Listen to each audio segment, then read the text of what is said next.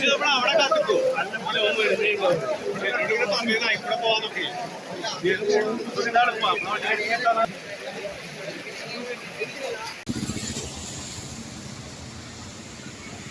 ഇന്നത്തെ പുതിയ വീഡിയോ എന്ന് പറഞ്ഞാൽ എൻ്റെ കൊട്ടിയൂർ ദർശനയാത്രയാണ്.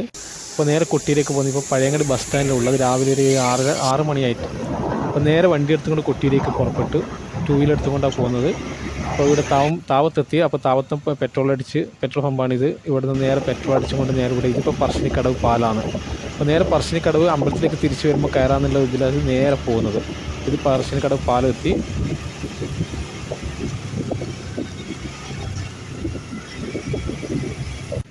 സർവ്വവിഘ്നങ്ങളും അകലാൻ ആദ്യം നമ്മൾ ഗണപതിയെന്നല്ലേ തൊഴിൽ. അപ്പോൾ ഈ യാത്രയിൽ നല്ല തടസ്സങ്ങൾ മാറാൻ വേണ്ടിയിട്ട് ആദ്യം ഗണപതി ക്ഷേത്രത്തിലേക്ക് പോകുന്നത്. അങ്ങനെയാണ് വേളം ഗണപതി ക്ഷേത്രത്തിലേക്ക് കയറുന്നത്. അപ്പോൾ ഇവിടെ രാവിലെ തന്നെ ഇടദിവസം ആയതുകൊണ്ടാണ് വലിയ തിരക്കൊന്നുണ്ടായില്ല. അതുകൊണ്ട് ഗണപതി ഭഗവാനെ തൊഴുത് സർവ്വവിഘ്നങ്ങളെല്ലാം മനസ്സൊരുക്കി പ്രാർത്ഥിച്ച് എല്ലാവർക്കും വേണ്ടി പ്രാർത്ഥിച്ചു നേരെ കൊട്ടിയൂരേക്ക് എത്തി. അപ്പോൾ ഇവിടെ എത്തുമ്പോഴേക്ക് നല്ല തിരക്കായിരുന്നു. കാരണം സ്ത്രീകൾക്ക് പ്രവേശനം ഇല്ലെങ്കിലും പുരുഷന്മാരുണ്ട്. ഒരുപാട് നല്ല തിരക്കാണ് ഇപ്പോൾ ഇവിടെ അനുഭവപ്പെട്ടത്. കാരണം ഇടദിവസമാണ് പോയതെങ്കിലും നല്ല തിരക്കുണ്ടായിരുന്നു. അപ്പോൾ മഴയൊന്നുമില്ല, നല്ല തെളിഞ്ഞ അന്തരീക്ഷം, നല്ല ഇതും. പക്ഷെ നല്ല തിരക്ക്, തൊഴാൻ ഒരുപാട് സമയത്തിന് നല്ല തിരക്കുണ്ടായിരുന്നു. തൊഴുതിങ്ങനെ പുറത്തിറങ്ങി ഒന്ന് അപ്പം മഴക്കിങ്ങനെ ചെറുങ്ങനൊരു ലക്ഷണം ഇങ്ങനെ കാണുന്നുണ്ട്.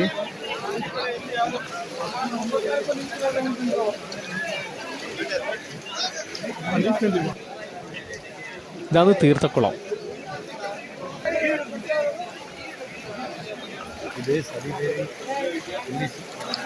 ഇപ്പം മഴക്കുള്ള ഒരു കാലാവസ്ഥ ഇങ്ങനെ മാറി വരുന്നുണ്ട്. മഴ പെയ്യും എന്നുള്ളതിൽ 100% ഉറപ്പായി. എങ്ങനെയെങ്കിലും വേഗം പുറത്തേക്കൊന്ന് ഇറങ്ങണം. ഇവിടെ വന്നു കഴിഞ്ഞാൽ എന്തായാലും മനസ്സ് അനുവദിക്കില്ല പുറത്തേക്ക്. ഒരുപാട് സമയം ഇവിടെ തന്നെ ചെലവഴിക്കാൻ തന്നെ ഭഗവാന്റെ ഒരു ദർശനത്തിൻ്റെ പുണ്യം അത് അങ്ങനെയാണ്. കാരണം മഴ തുടങ്ങി. എന്നാലും മഴ കൊണ്ടിട്ടാലും സാറില്ല, കുറച്ചും കൂടി ഇവിടെ നിന്ന് ഇപ്പം എങ്ങനെ പുറത്തിറങ്ങി.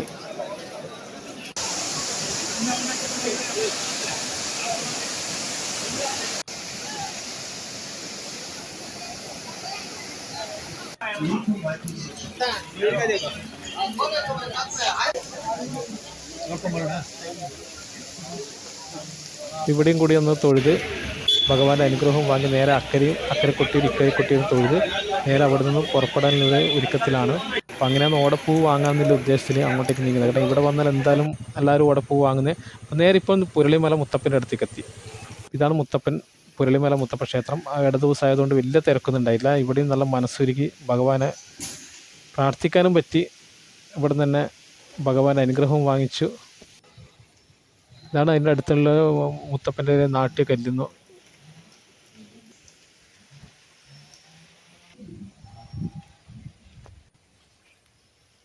അവിടെ നിന്ന് നേരെ പുറപ്പെട്ടത് മൃദംഗശൈലേശ്വരിയിലാണ്.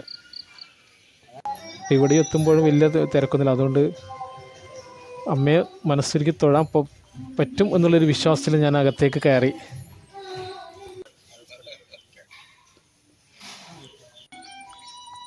ഇവിടെയും വലിയ തിരക്കില്ല. അതുകൊണ്ട് ഒരുപാട് സമയം അതിൻ്റെ അമ്മയോട് മനസ്സൊരുക്കി പ്രാർത്ഥിക്കാനും തൊഴാനും പറ്റും. കഴിഞ്ഞ വർഷം വന്നപ്പോൾ നല്ല തിരക്കായിരുന്നു. അതുകൊണ്ട് ഒരു 2 മിനിറ്റ് പോലും അതിൻ്റെ ഉള്ളിൽ നിൽക്കാൻ പറ്റിയിട്ടില്ല. പക്ഷെ ഇപ്രാവശ്യമല്ല, നല്ല ഇതിൽ തന്നെ അമ്മയെ തൊഴാൻ പറ്റി. തിരക്കേ ഉണ്ടായിട്ടില്ല. അപ്പോൾ ഇതാണ് അയ്യപ്പൻ്റെ ചെറിയൊരു ക്ഷേത്രം. അതിന് തൊട്ടടുത്ത് തന്നെ നാഗക്ഷേത്രങ്ങളും ഉള്ളത്. അപ്പോൾ ഈ വീഡിയോ ഇവിടെ അവസാനിക്കുന്നു. എല്ലാവർക്കും നന്ദി, നമസ്കാരം.